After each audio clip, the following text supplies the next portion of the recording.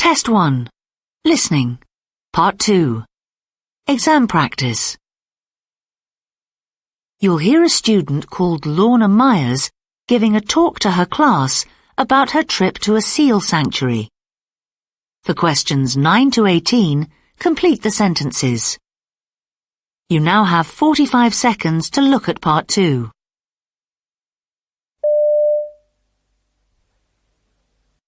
Hi everyone. As you know, my name's Lorna Myers and I want to tell you all about a trip I went on recently. It was to a seal sanctuary on the coast not far from us. The sanctuary is a place where sick or injured seals can stay till they're ready to go back into the wild again.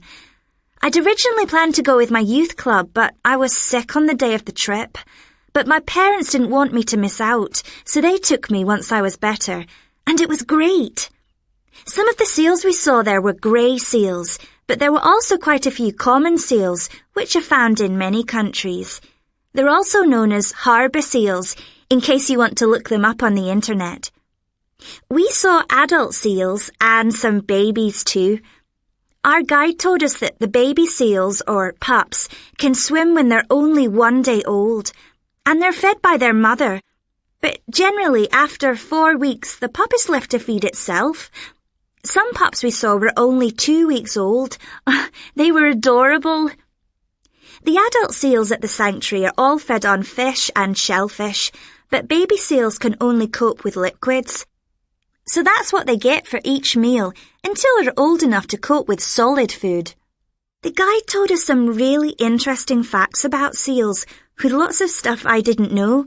For example, I'd read that adult seals feed on things like octopus, but I had no idea they like salmon, which is also my favourite. I'd also heard that they can catch bigger things like seabirds, which our guide confirmed.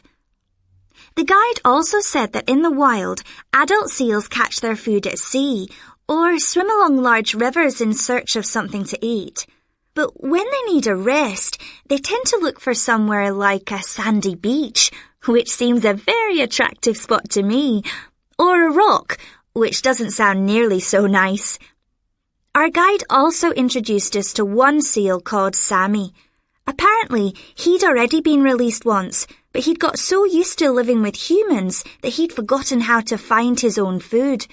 So he used to beg for food from some kind fishermen who looked after him. Eventually, he was found by some swimmers who brought him back to the sanctuary, and he's been there ever since. And he seemed very happy. Then we began to get a bit hungry and looked for somewhere to eat. There's a big cafe at the sanctuary known as Waves, but the queue was so big that we looked for somewhere else. We were just heading for the picnic area when we found a smaller place called Underwater.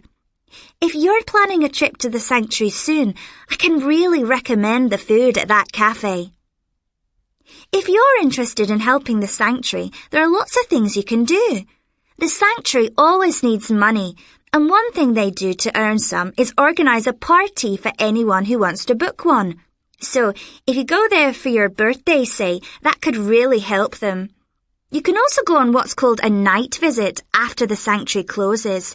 You get to see some of the nocturnal creatures there, but that costs less, so I guess they don't make so much money out of that. Talking of other creatures, there are other animals to see apart from the seals. For example, a big new pool for dolphins has just opened, together with a big enclosure for the otters. And next year, some penguins will be arriving, so I'll definitely return to see those. So, has anyone got any questions?